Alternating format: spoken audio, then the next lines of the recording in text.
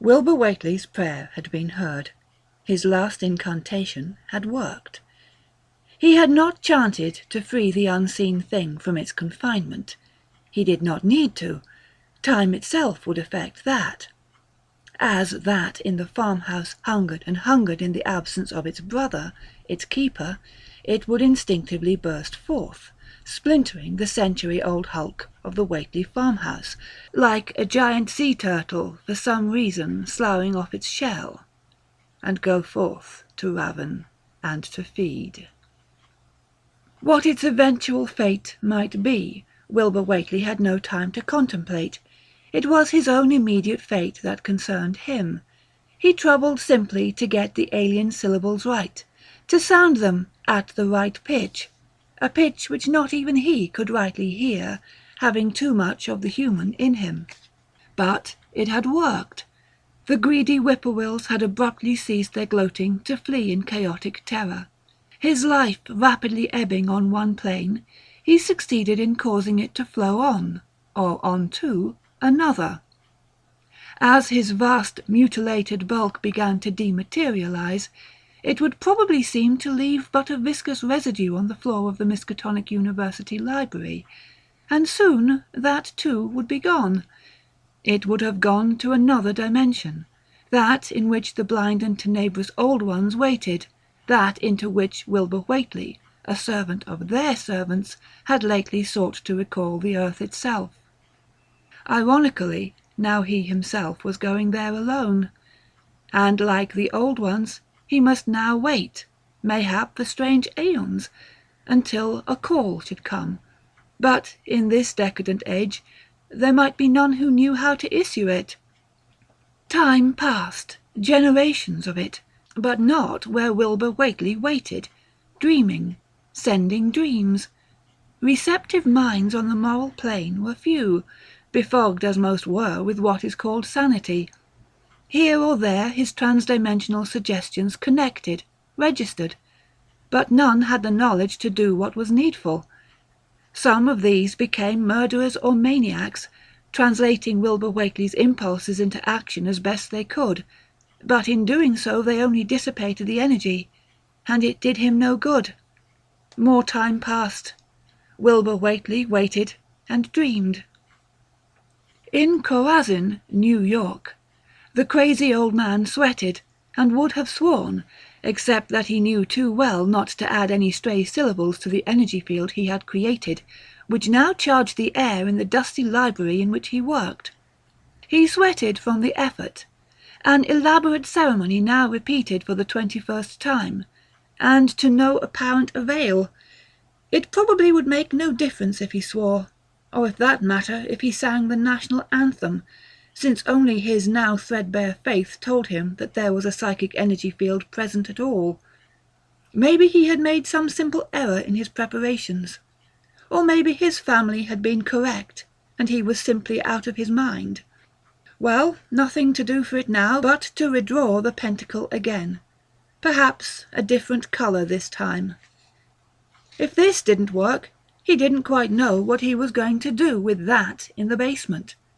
He was trying to summon someone who would, who must, know what to do.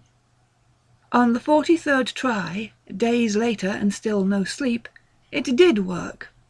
First the shimmering white jelly in the middle of the chalk star, then the stench and the interstellar cold, the sound as of a mighty rushing wind, though the air was still and dead. Then the jelly puffed and bulked, and colour and shape entered it. The librarian's description proved largely accurate. There were the tentacles streaming from the waist, above saurian legs, making the thing look like a Priapan hydra.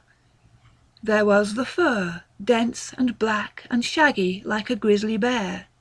There was the face which seemed almost accidentally human in aspect. It was all there. The heap hesitated, as if struggling to return to sync with the rhythm of terrestrial time. And then the breathing began. Strange vein and artery nets began to quiver, and the beaded reptilian skin began to change colours with the pulses of ichor through the body. and out of the body. The old man had to move quickly to staunch the open wounds of the giant he had called out of the sky. The job seemed simple enough, as the tissue damage appeared trivial. Why such injuries should prove dangerous to such a Titan was a mystery solvable only if one knew more about the workings of the fabulous alien physiology than the old man knew. But he did think he knew what to do with the wounds, if the old books were to be trusted. And the very presence of the creature indicated they were indeed to be trusted. Wilbur Whateley began to stir. He had come back to the mortal plane from a state of consciousness so indescribably different from our own, that to return from it was analogous to waking from sleep. There was simply too much of the human in him for him to retain his ability to conceptualize the outer sphere once he had returned to the earth. There seemed to be one of the little humans kneeling before him for some reason, hands clasped in supplication. Shaking with reverence or fear, or more likely both, the old man spoke. "I bid you welcome, O word of the Aeon, O great beast. Shall I go on? I am your servant, Ezekiel Prin, and I have brought you back to finish the work you begun. It is my work as well, and the work of my family, of Abigail Prin and of Ludwig Prin before her. Being human, they all failed, and I have not even the knowledge they had. Only these few books, I fear." Fearing he had said too much, Ezekiel Prin finished his welcoming speech with a wave of the hand indicating his small collection of mouldering manuscripts and crudely bound volumes. Through all this the giant listened, if he listened, in silence. At length the goatish visage rose, and the strange eyes met his. "You done well. What books?" Prin moved quickly aside, apologetically offering. "They weren't mine. I found them here, and there weren't many still readable." Wilbur Whateley slowly fingered the books and picked one up. The back cover fell away, sprinkling dust. Nervously, Prin continued.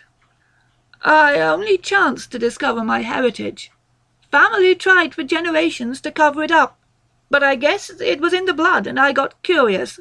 I found out who I was, what my task was." "Where is this?" "We are in the old Van der Heil mansion in upstate New York. I read a diary published by the Society for Psychical Research. I don't know if you know what that is. Anyway, told of a man who came here and contacted the outside. The diary said there were books, and I knew I'd need them. But all that were left was what my lord sees. Not much. And I have these." "My letters?" Puzzlement registered in the strange eyes as he took up one of the yellowed sheets. Here was one addressed to Wilbur Whateley's grandfather, the old wizard. "Frater magnum in nominandum. Do what thou will shall be the whole of the law." It proceeded to describe the very act of planetary sex magic which, with Lavinia Whateley's cooperation, had brought Wilbur into the world the first time, many years ago. It closed as strangely as it had opened.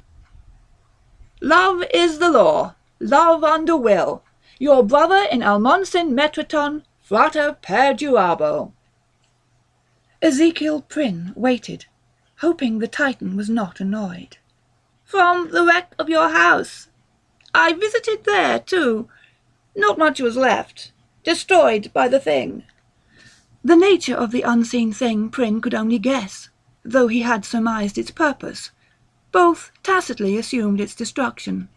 Had it remained in the world, nothing else would have. The humans must have somehow defeated it. "The meddlers from the university searched your house and they got most everything." "The book, too?" Wilbur Whateley mused. He had not been able to steal the book from the humans, but they had stolen his copy. "Need it. Need more than that." Ezekiel Prin wore the look of a well-prepared pupil. "I have travelled widely, my lord. I do have that other of which you speak. You see, there was another. Surprise, definitely surprise, on the semi-human features. If you will follow me. Prin led his giant guest through cobweb-shrouded rooms, brushing aside hanging batwings of wallpaper, kicking aside unidentifiable debris, to the basement steps. The cellar was vast and dank, and seemed to absorb the glow of the electric torch the old man held. I found it in a museum of all places, in London, some years ago. All thought it to be merely an odd bit of surrealist sculpture, but I knew it had been alive, and would return to life with the proper words. The light now illumined, albeit dimly, a huge and strangely shaped sight. On a throne of stalagmite rested, its anatomy would not allow one to say it sat, a globular body supported by 6 folded crab-like legs. The sphere was covered with puckered cilia, and was surmounted by an elephantine snout and a collection of asymmetrical eyes. Something about it reminded Prin of Wilbur Whateley, though there was really no specific point of resemblance. It is Ran Tegoth, or so the sign said. Through it the old ones can return. Wilbur Whateley nodded. Perhaps, presumably, he was satisfied. The words, you know them? My lord, I do not. They are in the book, and I do not have the book. Harvard, Miskatonic. I have tried both, and others besides. They all, learned their lesson. They have the book, but deny it exists. A legend, they say, or a fiction. But lately I have heard something that gives me cause to hope. South of here there is a place, as yet unmolested by the authorities, that is said to have the book.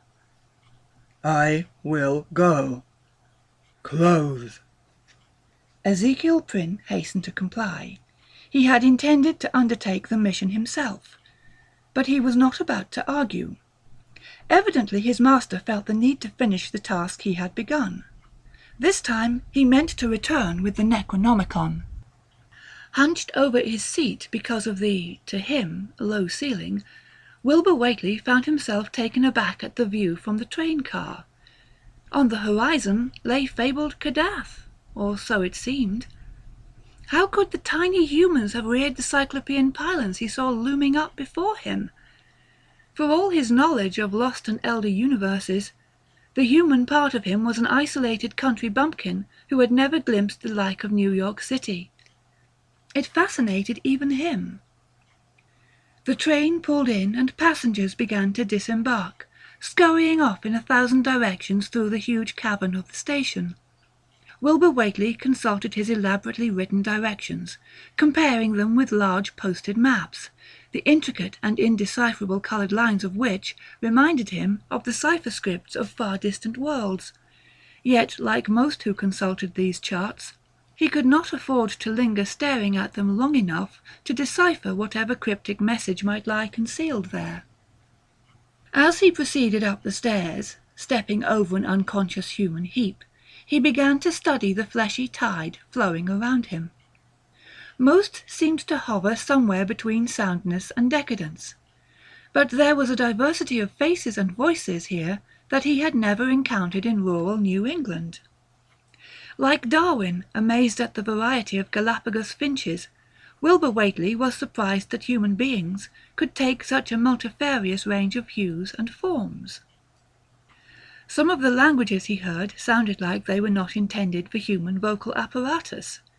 The loitering knots of youths, the outlandishly garbed eccentrics with their face paint and chopped, tufted hair, the carriers of noise boxes, those selling flowers or distributing leaflets.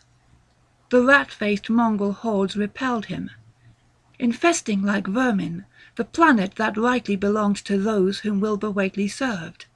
If he had his way, they would soon have it back, and the metropolis surrounding him would be no more than a corpse city. Yet amid this flood of loathsome humanity, Wilbur Whateley was grateful for one thing. No one took the slightest notice of his goat-faced 7-foot frame, swathed in tent-like garments. Where there is no normalcy, there is no abnormalcy either. For the first time in his earthly life, he need not hide.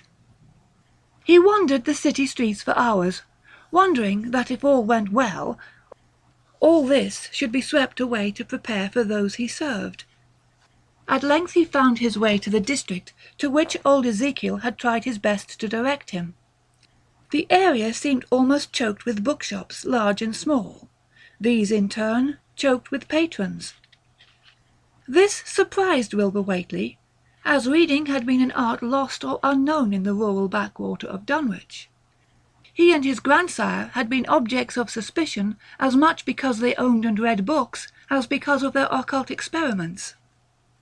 The establishment he sought turned out to be one of the smallest and most squalid, tucked away mid-block on a side street. A human skeleton hung in the window along with some cheap plaster statuary of gargoyles and phallic witch-gods.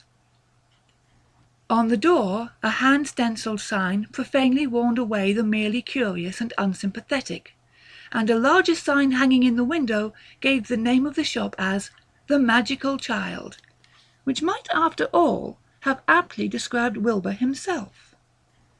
He stooped and entered. He would have difficulty threading his way through the 2 narrow aisles with his gargantuan bulk. Every inch of available space was stacked with occult paraphernalia, candles, bins of spices and herbs, all labelled according to their supposed curative or aphrodisiac properties. There was a case of jewellery, most crudely forged, all strange in design, some featuring glazed animal eyes as jewels. Wilbur Whateley marvelled that such a place as this could flourish openly.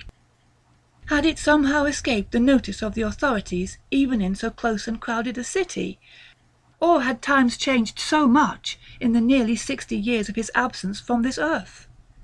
It seemed they had, for as he scanned the shelves, bypassing innumerable cheaply printed pamphlets on astrology and sexuality and what not, his strange eyes rested on the impossible. Several copies of the book itself, and for sale in the open like any book might be. Instead of relief or joy, his reaction was one of profound disturbance. Yes, he now could procure the precious volume with no trouble, but so could any fool or dabbler. With this book of Alhazred in so many hands, how did the world still stand? Why did not the old ones rule already? His puzzlement had only begun. Next he noticed that 2 very different editions were for sale. One featured the title The Necronomicon, the Book of Dead Names, and purported to be a translation of the D text, or rather of a coded cipher fragment of it. The other was larger and bore the one word Necronomicon in crude silver lettering embossed on the black false leather. Had he been familiar with such things, he might have thought to compare its binding to that of a high school annual. This version was longer, but not nearly the size of the ponderous 1,000-page tome he had consulted 60 years before. It was the rendering of an ecclesiastic of occult leanings, one Simon. Absorbed in mingled hope and unease, Wilbur Whateley extracted a roll of crumpled bills from his pocket and dropped several on the counter, scarcely hearing the polite chatter of the shopkeeper. "Oh, the Necronomicon, that's one of our most popular items. You know, we have classes on it every Sunday night after the Gnostic Mass." He left, carrying both books under his arm. After walking a few blocks under the increasingly clouded sky, he decided to stop in a place called Union Square Park. It was lined with benches, many of which were occupied by oblivious drug addicts and alcoholics. He chose a vacant bench under a lamp-post and opened both volumes before him. In vain he sought to collate the 2 disparate texts. After an hour or 2 of laborious plodding through leaden prose, he concluded that the books had nothing in common except their title. At first he theorized that since manifestly neither book represented the complete text, he might have 2 independent fragments. His own copy, long since claimed by the authorities, had been the D translation, but it was incomplete. Since this new D fragment seemed unfamiliar to him, he felt with a momentary thrill that he might have stumbled upon just the passage he had sorely needed. Yet the brief invocation of Yog-Sothoth turned out to be so much nonsense. One was to summon Yog-Sothoth merely to gain worldly wealth. At this point a suspicion was born in his mind that matured upon closer examination of the other book, which seemed to have been mistitled purely and simply. This was not the Al-Azif of Abdul al-Hazred, but rather a collection of old Sumerian liturgical chants. Wilbur Whateley concluded he was the victim of a strange joke. He left the useless books on the bench and went in search of a telephone. He could not squeeze himself into the tiny booths, but soon found a telephone attached to a free-standing post. He dug out the paper containing the number of the telephone Ezekiel Prin had lately had installed in the ancient Van der Heil mansion. He was relieved to see that the instrument had push buttons, as he would have had trouble fitting his huge fingers into the tiny holes in a dial. Still, he had trouble not pushing 3 buttons at once.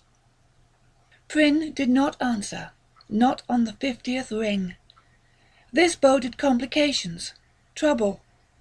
Wilbur Whateley would try to reach him again, but now he wanted to be away and pursuing his changed plans, the plans of which he had meant to inform the old man.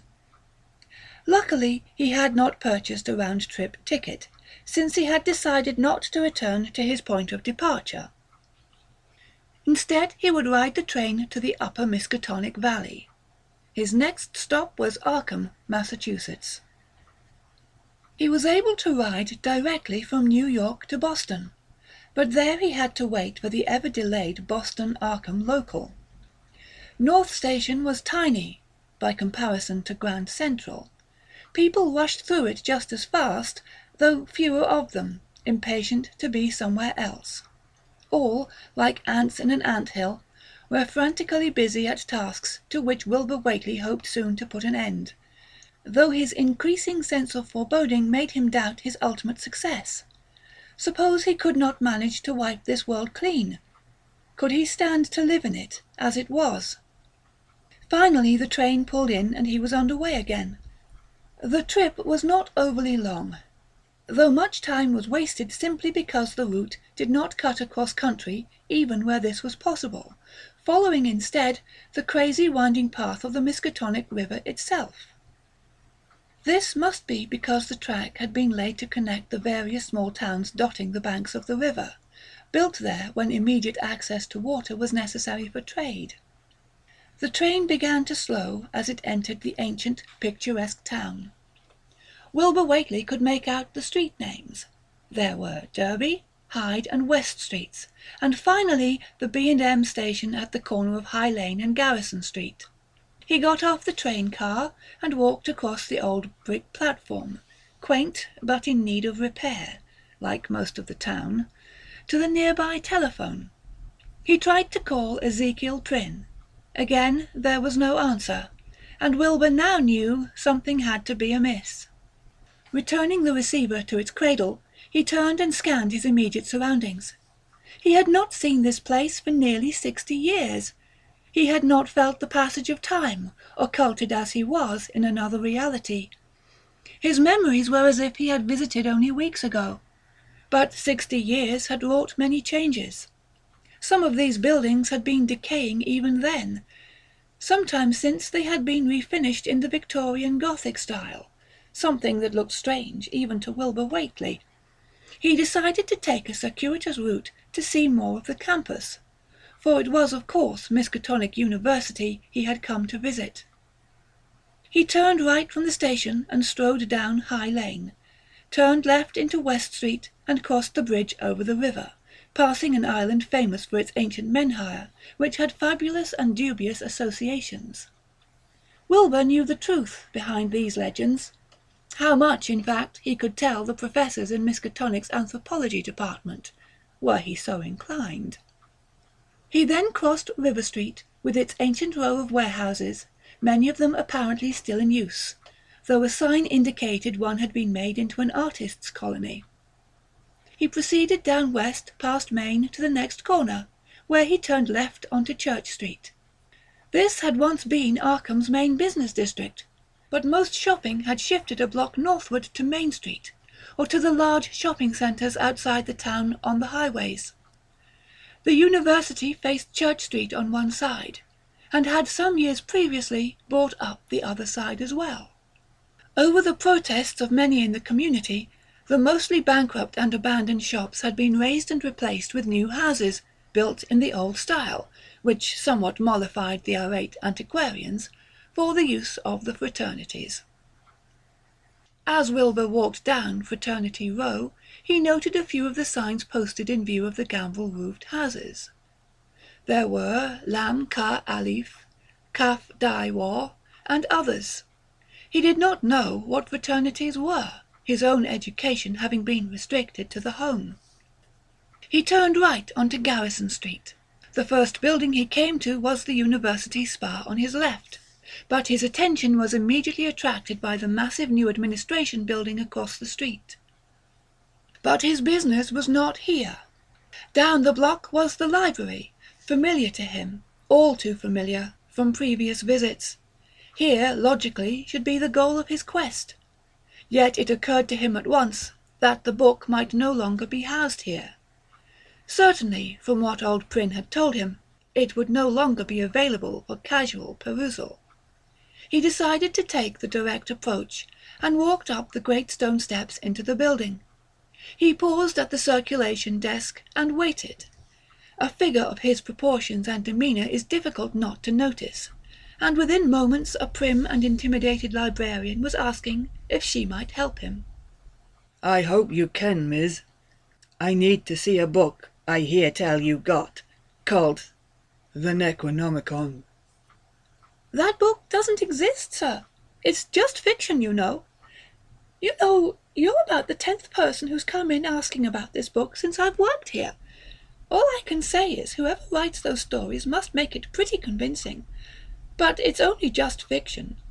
Why, we've actually had practical jokers come in here and stick phony cards for that title in the card catalogue."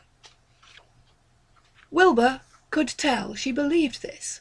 Of course, as a subordinate, she would. No one would have told her the truth. "But I have to do some research on it. Couldn't you tell me who could tell me something more?" "Well, maybe one of the literature department people, or you might try the foundation. Yes, they might know something.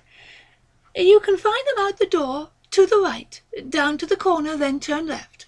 You can hardly miss it, it's right past the Pickman Nuclear Lab."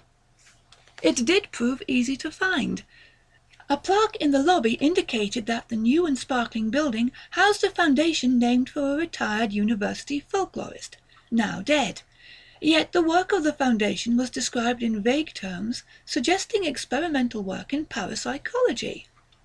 Wilbur surmised that this obscurity was intentional, that it denoted that during the years of his absence, the humans had learned quite a bit about those he served, and did not want the public to know too much that might be disturbing. There seemed to be no one in evidence, so he decided to explore as far as he could before he might be detected. Presumably as a part of the university, the place was open to the public. Voices down the hall indicated that classes were held in the building. He paused outside a door to listen. "My young friends, these stones, originally the product of an ancient science predating even the Druids, are our greatest technological achievement. We can now reproduce them in our kilns, and like their prototypes, they act simultaneously as a kind of detector device as well as a safety shield. If one of the CCD or their minions were within miles of us, whether in a lateral radius or below, we would both know it and be protected by a shield of psychic force keeping the enemy at a healthy distance." Wilbur could make nothing of this, but as he mused on it, he felt a hand at his elbow. "Sir, I'm afraid you're in a restricted area. This whole building is restricted, I'm afraid. You'll have to leave." This man was armed, a helmeted security guard. Others now appeared from further down the hall. He apologized and left peaceably. This had to be the place. If the book were anywhere on campus, it must be here. But instead of filling him with hope, this certainty turned his foreboding into resignation. What could he do now? He did not know where in this vast complex the book might be secreted. Perhaps they had even destroyed it, as the authorities had done in ages past. And if he had nearly met his doom at the jaws of snarling Dobermans once, what could he do against armed guards? The book was now beyond his grasp. In Union Square Park, a furtive figure in a ratty, urine-smelling overcoat stooped over in mild curiosity to examine a book. 2 books, it turned out, illumined by the lamplight. The one on top looked like a high school yearbook, and that's what he thought it was at first, even though he had never been to high school. He flipped it open and saw lists of strange-looking sentences. He studied it for a few moments, and began to piece together what more or less it was supposed to be. An impulse seized him, and playfully he took up the book. He looked around, and his gaze fastened on a drunk, sleeping on a bench a couple of yards away. He began to repeat some of the sentences aloud while pointing to the drunk. He felt silly, but it was kind of fun. Suddenly his eyes closed against a terrific flash that singed his face. Shading his eyes with one hand, and holding the now closed book in the other, he saw, and heard, that the bum had burst into flame. Not even screaming, the derelict lay there roasting on the bench, the alcohol he had absorbed making his funeral pyre burn brighter. Before he left Arkham, Wilbur Whateley tried to telephone Ezekiel Prin one more time. There was still no answer. The reason for this was simple. Prin lay, drained of blood, in the cobwebs of the Van der Heil mansion, and naturally he could not hear anything. A day before, eager to further the plan, he had sought to vivify the thing called Ran Tegoth. It turned out that the manuscripts available to him did indeed contain the words he needed, though at first he had misconstrued the reference. The sorcerer's apprentice had promptly become the thing's first meal after its waking. Prin suddenly discovered the purpose of the long proboscis and the thousands of sucker-tipped cilia coating the thing. He had misconstrued these, too. It was something of this kind that Wilbur Whateley imagined must have occurred, but he never returned to Chorazin, New York. Ran Tegoth waited on its stalagmite throne for a priest to bring it new sacrifices. But none did. There was no bus to Dunwich, nor even any signs directing Wilbur Whateley to his destination as he set out on foot down the Aylesbury Pike. All he knew to do now was to head for his only earthly home, or what might be left of it. He reached Dean's Corners late in the afternoon as the sun was beginning to set. He reached the fork where the route to Dunwich branched off. Though all signs had been taken down since 1928, the path was clearly designated by its state of neglect and decrepitude. The moon rose as he trudged on, and by its gleam he saw the familiar stone walls so close against the roadside that they made the road seem almost like an interior hall in some great castle. There was no shoulder of the road to walk on here, but Wilbur feared no automobile suddenly overtaking him. The road had not been used for decades. Frequently individual blocks or whole sections of masonry had fallen out of the bordering walls into the road. It had never been cleared, nor had the walls been repaired. Thick patches of grass and even an occasional small tree grew in the road. Most houses in sight were total ruins, their grey boards falling to dust. A few broken planks still held together only by intertwining vines. The peculiarly domed hills with their crowning circles of monoliths, now mostly fallen, seemed alive with memories from Wilbur's childhood. He reached the covered bridge and found to his dismay that the bottom had fallen out of it. In the ravine below he thought he could see the rusty remnants of an old automobile. There was nothing to be done about it, but to climb down the side and swim the river. He could do that. Dripping wet, Wilbur Whateley arrived in the town of Dunwich some hours later, near dawn. Despite being cold and wet, he felt no discomfort. With his inhuman senses, he could not feel discomfort, at least not from such a source. The crossroads was falling into ruins like the rest of the village, but the people of Dunwich had never had what one might call civic pride, and it was difficult to discern whether anyone still lived here. At this hour no one would have been out and about anyway. He continued through the town, only a few minutes' walk. The main street dead-ended abruptly at an open field. The end of the road was marked by the fungus-covered, splintering stump of the centuried oak from which the corpse of Wilbur's great-grandfather Oliver Whateley had once dangled, lynched by the villagers, forgotten scores of years ago. Wilbur passed by, not sparing it a glance, as if not welcoming the silent remainder of another Whateley failure. He was headed further into the countryside, to the old Whateley farm. He did not expect to find much left standing on the property. The first rays of dawn revealed the ancient granite hillside against which the farmhouse had once stood. Of this all that remained was some fallen bricks from the chimney. The great wooden structure that had housed the unseen creature had vanished utterly, the shattered boards and beams having long since rotted completely away. He was pleased to see that the various outbuildings still stood in some fair state of repair. These had been his final quarters, once he had devoted the whole of the farmhouse to his unhuman charge. The shabby sheds had been roughly maintained for a few years by some of the poorer Whateleys, who had claimed Wilbur's property after his apparent death. Their legal claim having failed, they moved in as squatters, living undetected for years while the inheritance was being slowly settled. Though they were finally driven out, no one ever moved in to replace them. Thus the emptiness and the desolation of the place on Wilbur's arrival. He would stay here and decide what to do next, if anything. Weeks passed as Wilbur Whateley waited and considered. All his grandfather's books were gone, appropriated no doubt by the university or the foundation, the humans at any rate. He had accepted defeat. Without the requisite formula he, even he, was quite powerless. He felt doubly the outsider.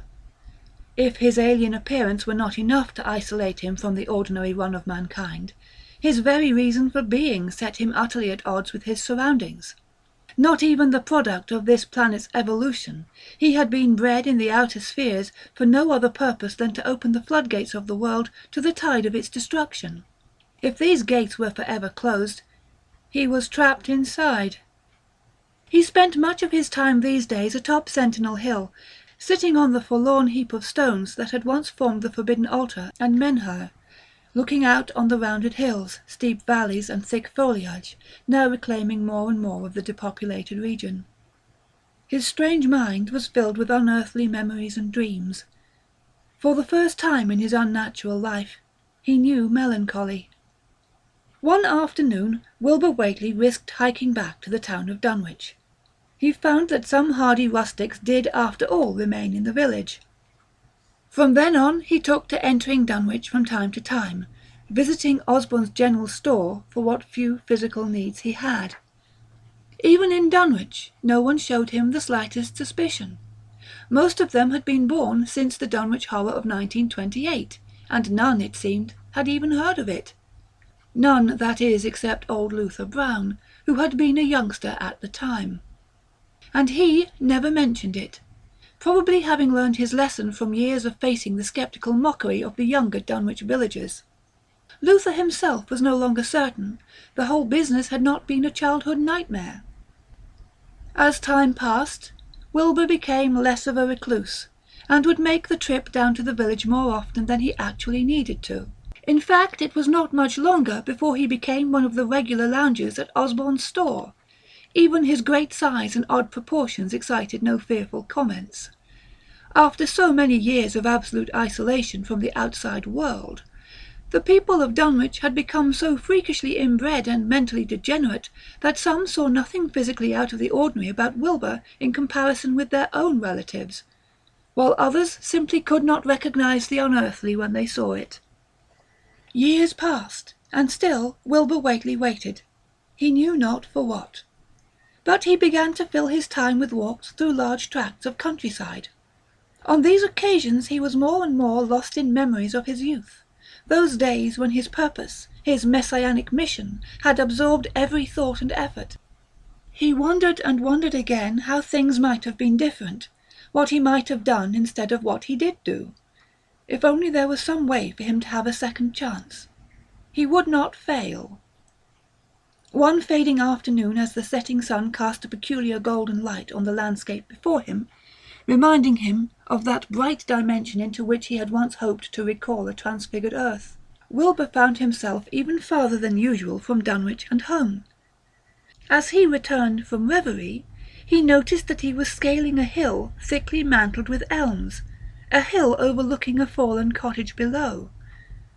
Through the trees he came upon a collection of megaliths, encrusted with lichen and draped with moss, somehow reminiscent of the hilltop stone circles he had so often visited in his childhood.